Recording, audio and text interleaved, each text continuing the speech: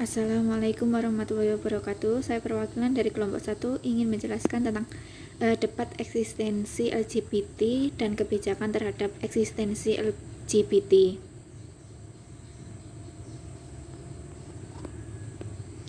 Berikut daftar nama dari kelompok 1. Latar belakang: pada saat ini fenomena lesbian, gay, biseksual, dan transgender atau LGBT menjadi isu yang banyak diperbincangkan di tengah masyarakat Indonesia dengan maraknya promosi atau iklan kaum LGBT di media sosial. Propaganda perekrutan oleh kaum LGBT telah menyentuh berbagai media sosial, bahkan kelompok LGBT juga sudah menjalar ke kampus, sekolah, dan tempat umum lainnya.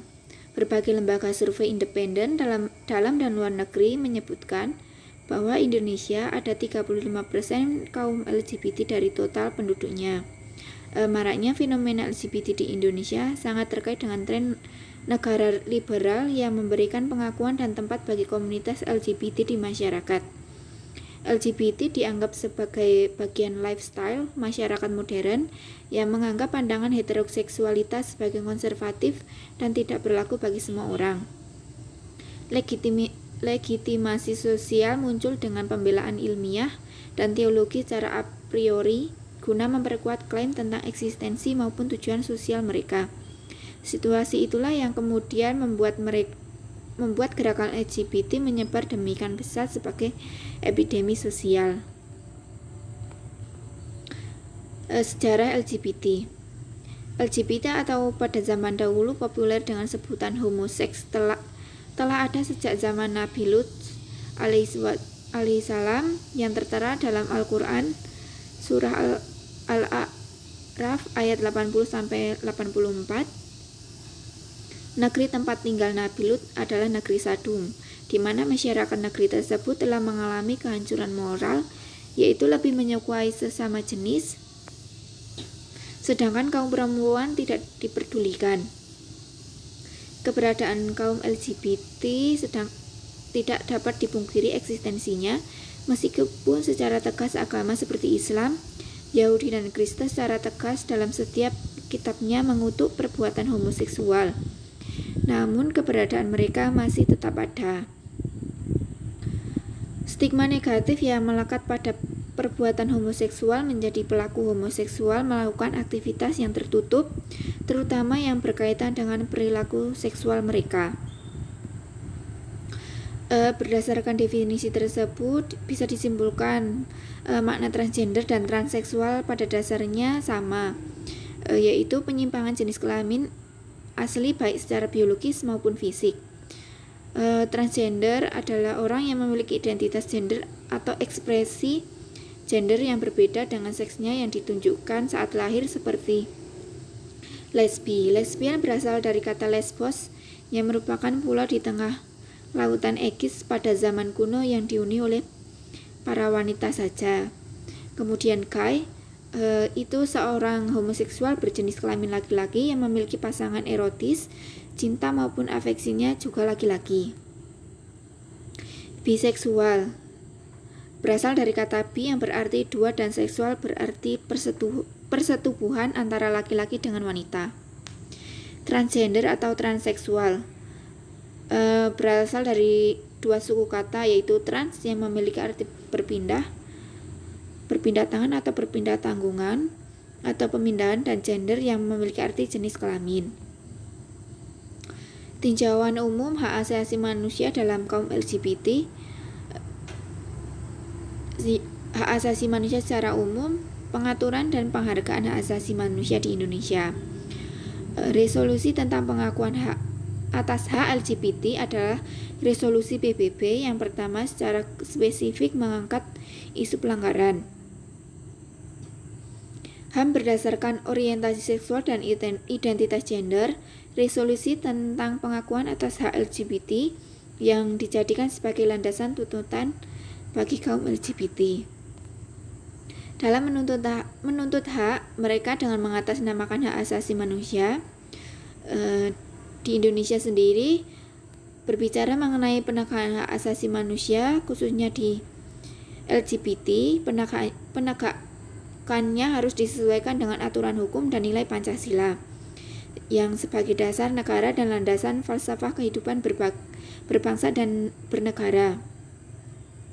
Kelompok lesbi dan gay, biseksual dan transgender di Indonesia menghadapi tantangan hukum dan prasangka yang tidak dialami oleh warga non-LGBT.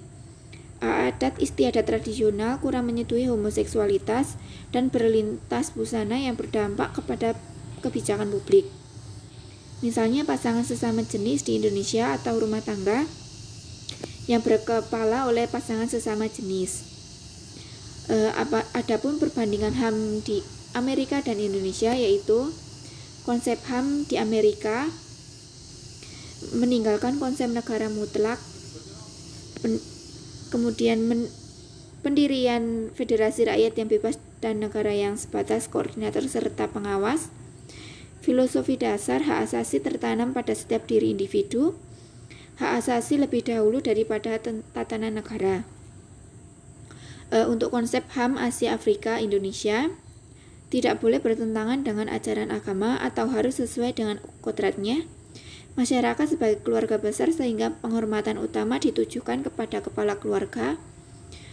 Individu tunduk kepada adat yang menyangkut tugas dan kewajiban. Contoh kasus pertama LGBT, Presiden Sauli Niinisto mengonfirmasi undang-undang baru akan membuat pernikahan netral gender akan mulai berlaku pada 1 Maret 2017. Ini bagian pertama dari undang-undang yang telah dibawa ke parlemen oleh publik, di bawah prakarsa warga dan disetujui sebagai hukum negara. Aktivitas hak LGBT memuji perubahan itu tidak hanya bersejarah, tetapi juga simbolik. Gerakan menuju kesetaraan. Finlandia adalah negara konflik terakhir yang melegalkan pernikahan sesama jenis. Aija Salo, Sekretaris Jenderal kelompok LGBT nasional, mengatakan itu terbayar selama sekitar 10 tahun kampanye. Sementara negara telah mengizinkan pasangan gay untuk masuk ke dalam kemitraan terdaftar pada tahun 2002. Lebih dari 160.000 orang mendatangi petisi yang meminta parlemen untuk melegalkan pernikahan sesama jenis. Jumlah tanda tangan yang dibutuhkan parlemen untuk membahas RUU yang diusulkan adalah 50.000.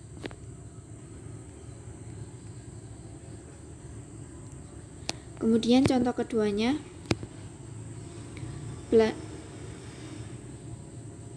Belanda yang telah bertahun-tahun menghadapi aneka tekanan dari kelompok-kelompok homoseksual telah melegalkan aturan yang memperkenalkan pasangan homoseksual menikah di catatan sipil. Pasal 30 KUHP Belanda yang baru ini berbunyi huwelijk tussen personen van geslacht atau pernikahan dapat dilakukan oleh dua orang dengan orientasi seks yang berbeda atau sama. Jelas sekali bila dibandingkan dengan pasal 292 RKUHP Indonesia yang menyatakan bahwa orang dewasa yang melakukan perbuatan cabul dengan orang lain sesama jenis yang diduga belum dewasa bisa diancam pidana penjara paling lama 5 tahun. Perubahan di negara kincir angin tersebut terbilang revolusioner. Kesimpulan, keberadaan kaum LGBT di dunia pada saat ini terus berupaya untuk menyamakan hak-hak mereka dengan gender.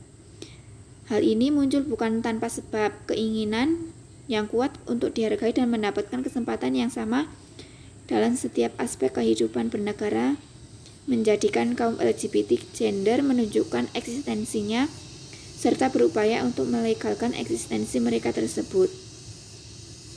Persoalan muncul dikarenakan tidak semua negara menganut konsep HAM yang universal, yaitu menyamaratakan setiap hak individu di mata negara, seperti yang terjadi di Amerika. Sejarah panjang perjuangan LGBT di Amerika menunjukkan dari ketidaksetujuan masyarakat Amerika terhadap LGBT menjadi tolak ukur negara lain untuk tetap berjuang dalam menuntut hak mereka, terlebih lagi setelah dilegalkannya pernikahan sesama jenis di Amerika pada tahun 2015 menjadi momentum besar kebangkitan LGBT di negara lain. Seperti Indonesia. Indonesia sebagai negara majemuk tidak menafikan konsep HAM sebagai payung keanekaragaman sosial yang ada. Namun, dominasi Muslim di Indonesia secara langsung turut mempengaruhi setiap kebijakan yang ada, meskipun tidak dipungkiri semakin meluasnya ideologi liberal di Indonesia turut mencampuri dan memecah kaum Muslim ke dalam beberapa kubu. Tetapi yang sangat jelas terlihat meskipun setiap tahun keberadaan akumulasi dari norma dan nilai dari agama serta Pancasila yang masih sangat dijunjung tinggi. Berikut presentasi dari kelompok 1. Jika ada pertanyaan dipersilahkan.